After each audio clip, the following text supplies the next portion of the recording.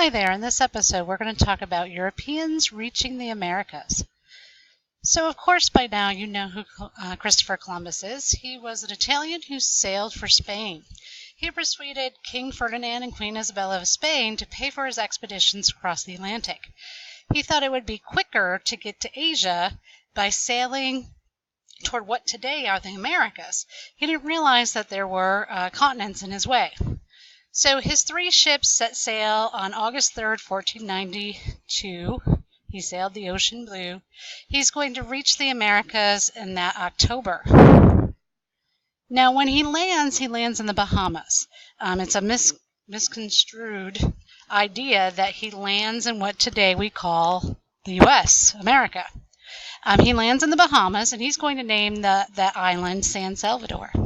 He refers to the Native Americans who lived there as Indians because he thought he was in the Indies, the Spice Islands off the coast of Asia. He's looking for profit. He's looking for gold. He's going to make 3 more voyages to the Americas, but what you need to realize is that he never realizes that he's discovered anything new or wondrous, and he's never really going to be celebrated in Europe. Not until long after his death is he going to be credited with discovering anything new. There is going to be a huge impact of the discovery of what's called the New World by Columbus. And it's really going to change the way Europeans see the world and how they interact with the world. It's going to create, unfortunately, a lot of conflict as different countries in Europe start vying for the land to build empires. In order to stop some of this infighting in Europe, Pope Alexander VI, who's from Spain, makes a line of demarcation, basically draws a line between Europe and the New World, and says anything on this side of the line Spain is allowed to claim.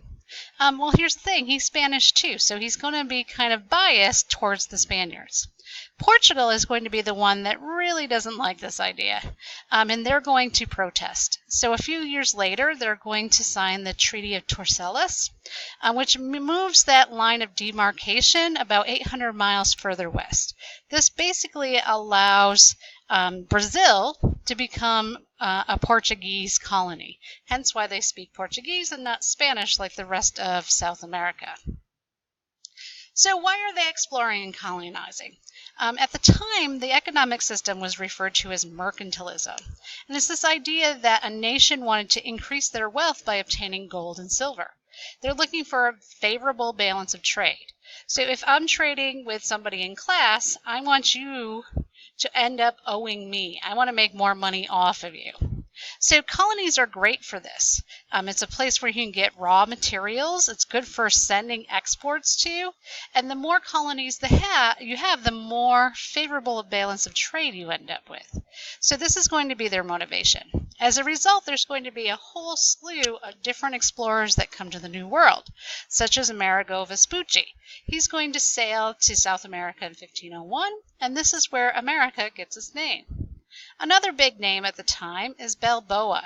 He's going to cross Central America on foot and discover the Pacific Ocean that way. In addition, we have Magellan, who's going to circumnavigate or sail all the way around the world. He ends up not making the whole trip. He's going to pass away towards the end of the voyage, but his crew does make it clear around the world. Now, all of this back and forth between the Old World, what is Europe and Africa, and the New World, South, Central, and North America, leads to what we refer to as the Columbian Exchange. The Columbian Exchange is the transfer of plants, animals, and diseases between Europe and the Americas. Now, when it comes to the Columbian Exchange, there's all types of different things that we kind of take for granted when we're looking at what's in North America and what's in Europe. So explorers brought horses, cattle, pigs, and grains like barley and wheat to the Americas, and Europeans took back such things as corn, tomatoes, tobacco, and cocoa. Now imagine Italian food without tomatoes. Before the Columbian Exchange, there were no tomatoes in Italy. Crazy, huh? There's a negative side to the Columbian exchange as well, and that's going to be disease. The explorers brought diseases with them to the New World.